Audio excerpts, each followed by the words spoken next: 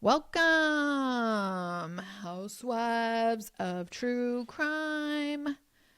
Back in the house, back on Monday. Monday. Oh, actually, you know what? I think I'm going to release this on Tuesday because it's Labor Day on Monday, and I know you guys are not listening to podcasts.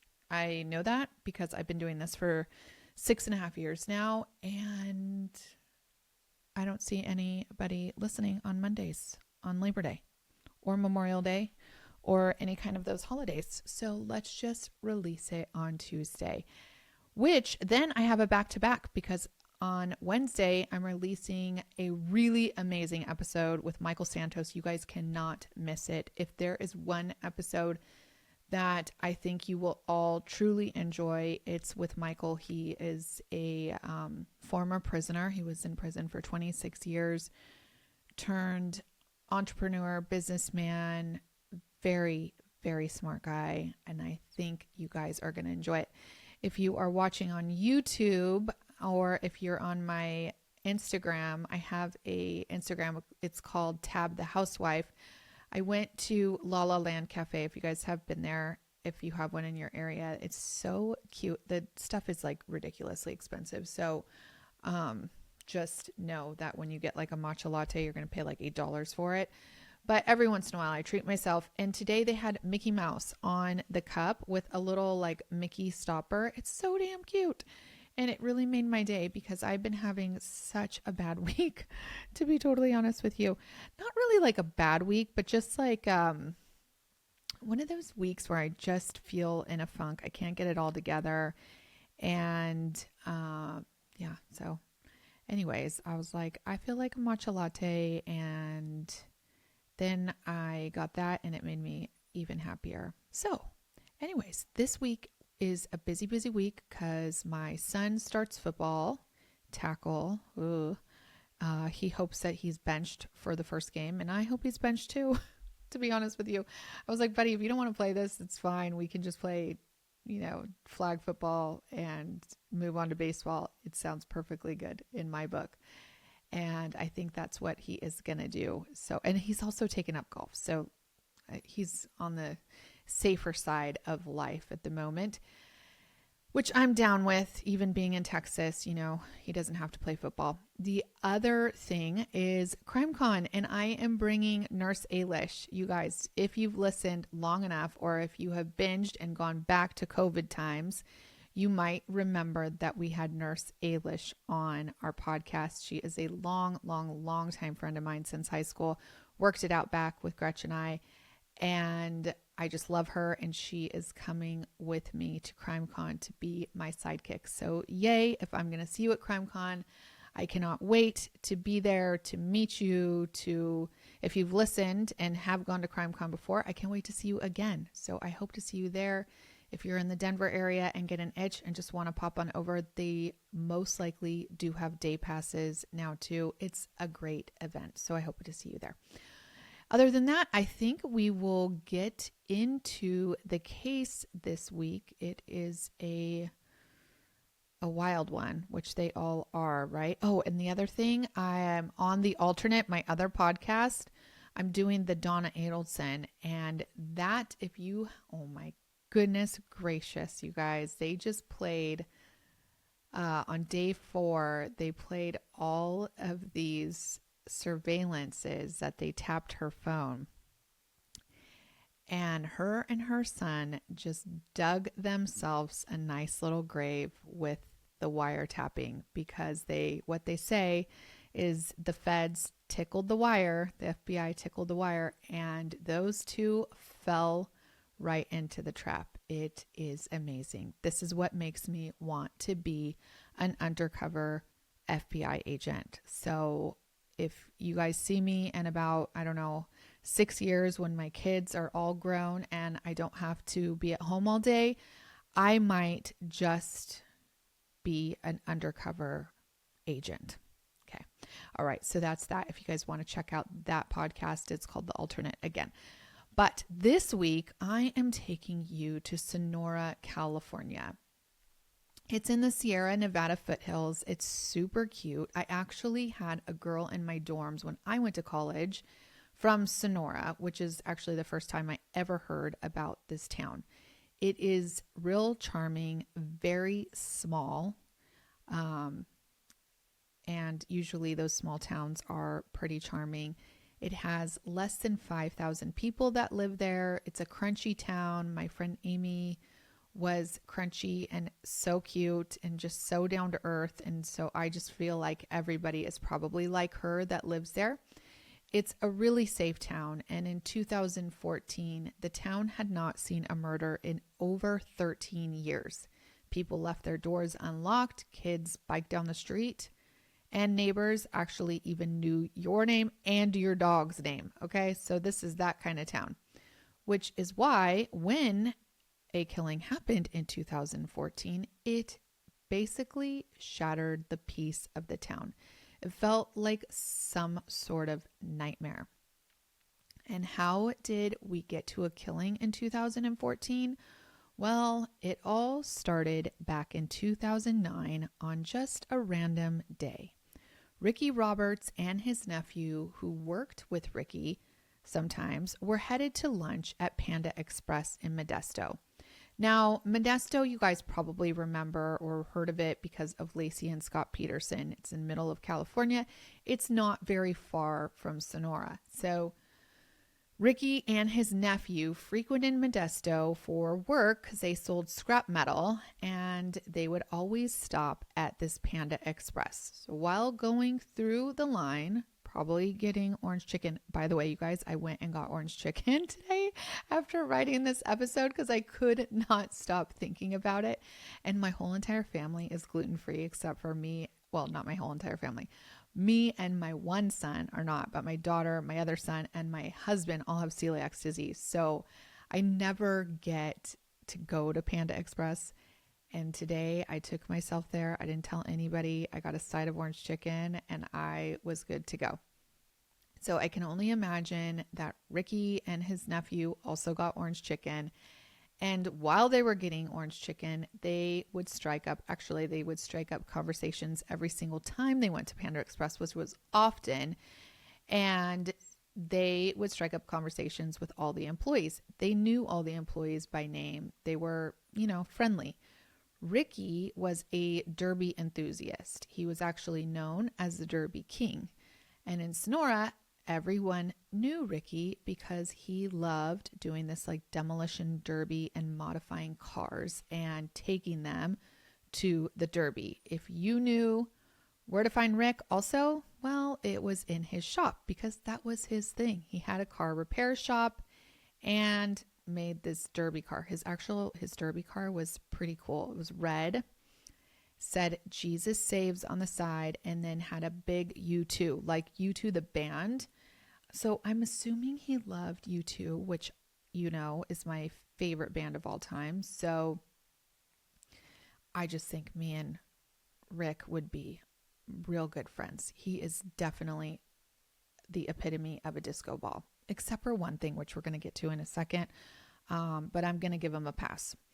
Okay. So anyways, Rick, Derby King, cool car, hanging out with all the people at the Panda Express when he went there.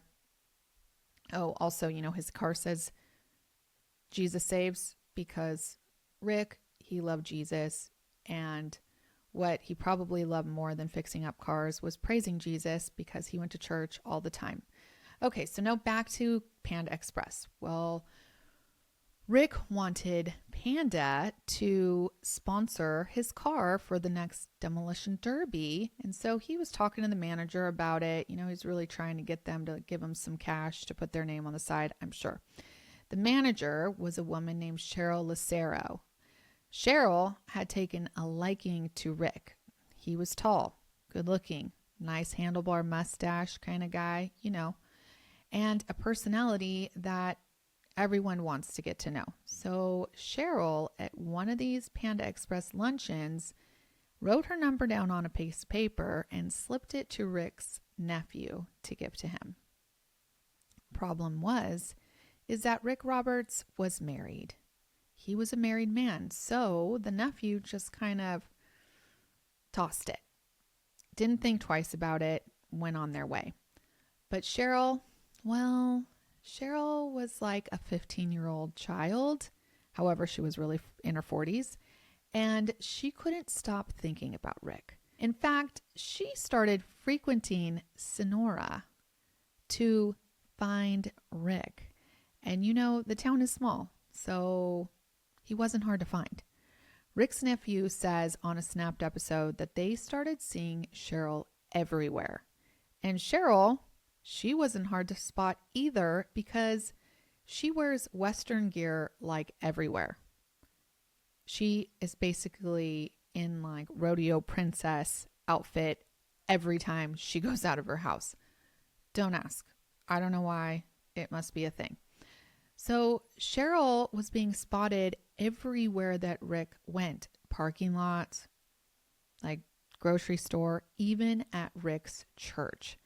Cheryl was on another level of obsessed with Ricky Poo. Even his wife noticed this strange woman following them around in the grocery store one day, and this woman followed them almost home to the point where she was like, hey, this lady is following us. I saw her in the grocery store. What the hell is she doing? Who is this? And Rick said to her, I know who that is. I'll take care of it. I don't really know what that means at this point in their relationship or this point of him knowing her, but clearly it was a thing and Rick was very aware of it. Friends at the church also noticed that Cheryl's eyes were rarely on the pastor and plastered onto Rick, which is real creepy for sure. But sometimes, you guys, persistence pays off, and supposedly it did for a hot minute with Rick. Not sure if they ever had a real sexual affair, but it is said that it was a romantic one early on when he met her, but it was short-lived. And that's why I said, like, he's an epitome of a disco ball, but I mean, that little stint is probably not in my disco ball criteria, but I'm going to give him a pass, okay? Rick cut it off real quick. And what I'll say is Cheryl is an attractive lady, and she was always around. And by no means do I agree with affairs, but, Girlfriend, even, by the way, moved to the town of Sonora from Modesto and got a job, quit the Panda Express and got a job at McDonald's in town. And if I have not told you enough to be very worried about this lady, let me tell you one more tidbit about Cheryl. A woman at church befriended her and went to Cheryl's house at one point and walked by Cheryl's bedroom, and she saw a shrine to Rick. I mean, hundreds of pictures plastered all over Cheryl's bedroom wall. So I guess this woman told Cheryl at the time, like, hey, he's married and this is really inappropriate. Like, this is not something, you need to be interested in. There's plenty of fish in the sea, and Rick is not the fish for you. He's married with a kiddo. Rick also had a young boy who he adored. Then on February 16th, 2014, Rick was doing what Rick does best and was at his shop. His friends were swinging by that morning to drop off their ATV to get stored there. So his buddy went inside, and to his horror, he found Rick, his buddy, lying face up in a pool of blood.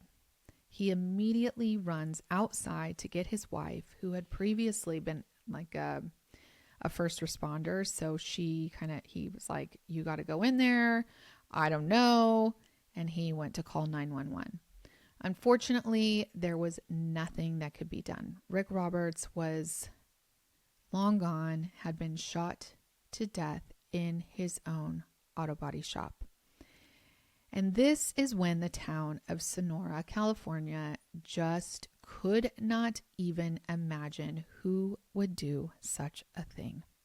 Especially to Rick, you guys. I already told you what kind of citizen he was. He was a true joy to this community. He even volunteered as a police officer. I mean, this guy was like the cream of the crop. But one thing people did hear was possibly his relationship with his wife had some bumps in the road, and maybe he was having side eyes for other women. His wife, when she found out the news of her husband, she was beyond devastated. So much so that she told the police she couldn't even talk to them that first day because she was beside herself. And they do want to talk to her because, these things are usually close to home. So eventually she does come down to the police station and she tells the police that she was home all morning with her son.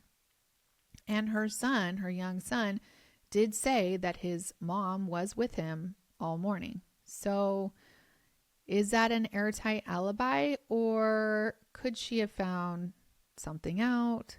No one knew and she lost her shit. Well, no. Turns out she loved Rick more than everyone else in the town loved him. I mean, she loved this man and still does. I saw his Facebook page.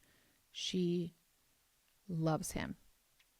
She loves him so much, by the way, you guys, when they got married on top of a derby car at the fairgrounds. That's how much this woman loves Rick. Okay. They also knew that this attack was not a robbery, as they found Rick's wallet, money, and everything in the shop was intact. So that angle was out as well. When police returned Rick's wallet to his wife, she did find something strange. There was a picture of Rick and his son in his wallet, and on the back of the photo was written in ink. It said, "My husband and his son," with his son's name spelled on it. But the spelling of his son's name was wrong. His son has a name that is very common, but they spell it a little bit different.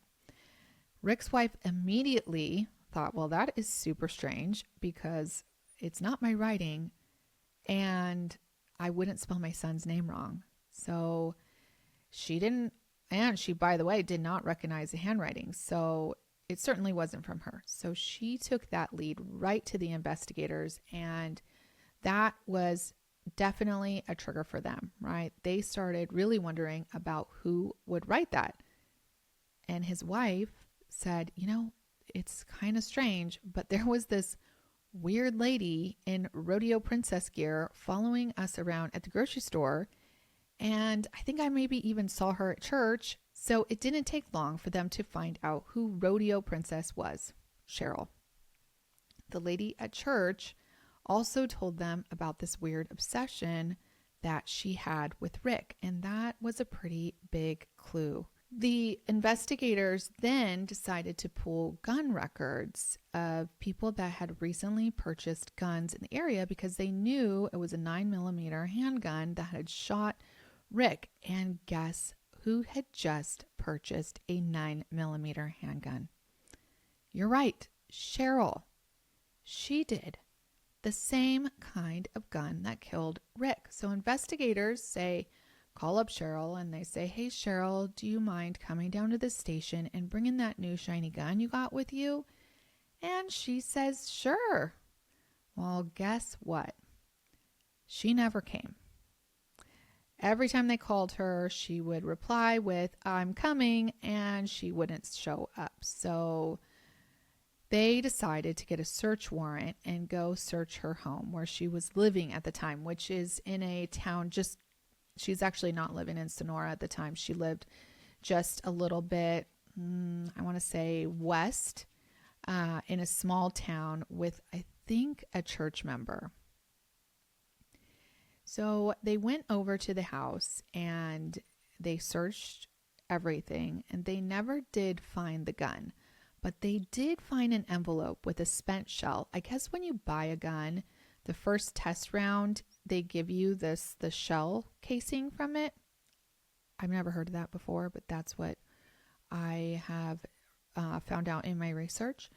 And sure enough, it was a match to the gun that killed Rick. They also found wedding invitations for her and Rick. Like, what? Are you freaking kidding me? This woman, when I said was obsessed, I mean, she was delusional, living a seriously imaginary life with this guy, but without this guy. What we also found out in the proceeding is he did file a report about her stalking him just 6 months prior to her killing him. And we don't actually know what made her snap. I don't know why she killed Rick, but I'm thinking maybe that had something to do with it. Maybe the fact that she just couldn't come to terms that she wouldn't be with him, but something made this woman snap. And if she wasn't going to have Rick, no one was going to have Rick. So eventually police, when they were talking to Cheryl, did get her to admit to the killing, but she soon took that back and decided she would take herself to court and plead not guilty. And 10 years ago, Thursday, so September 4th, 2015, she was convicted by a jury and sentenced to 50 years in prison. Now, I was wondering, 50 years, why not life? I don't know that answer to that question. I tried to pull up all of her court records, but in California, they're a little more strict on that stuff. So I wasn't able to see, but I feel like they did give her some leniency there with 50 years. She will be up for parole in 2034, possibly. I mean, that's the first time that they will allow her to be up for parole. I don't know if she'll get it in 2034. We shall see. She is in Central California serving out her time at a women's prison. I did look that up. And I will have to say it's interesting because Wednesday I have Michael Santos on, and he questions even my judgment about justice. And so this case, I said, I'm like 50 years. Is that enough? I feel like it should be life, but should it be life? I don't know. So you'll have to listen to that episode because it is a super special one. It'll question what you think justice is too, which is kind of interesting because all we do is talk about justice and getting justice for the victims. And really, I mean, I think it probably is to each victim what justice really looks like. I will tell you what does justice to my skin is my 5 crimes, and I wanted to tell you about it because I've been using the body scrub on my face. It's amazing. If you're watching YouTube, I look a little tired because I am tired right now because I've been up with this Donna Adelson case till like 3 a.m. every morning getting that done. But the body scrub is so amazing. I use it. I love it. It's so soft. I think if you haven't tried it, go to 5 Crimes. It's FIVE crimes.com and use that. Also, what I'm using now is the tanning oil. You just mix it with your lotion. It makes you look like you're still in summer, or at least have like a nice fresh face, because, you know, we're moving out of summer and we're all going to get white and we're not going to look like, well, I don't know. I look better tan, just saying. So if you love like, you know, paler skin, then don't use it. But if you love the tanning or the tanner look, then the tanning oil is amazing. I think all the products are amazing, but that's just me, and I made them to be amazing. So I hope you try them at 5crimes.com. And until tomorrow, clink clink, and let me know what you think about this episode, and let me also know what you think about tomorrow's episode. If you guys want more stuff like that, please let me know. I will try to get as many interviews as I can that just kind of help get your day through and help society, help everything in life. So anyways, let me know. And until then, clink, clink, you guys.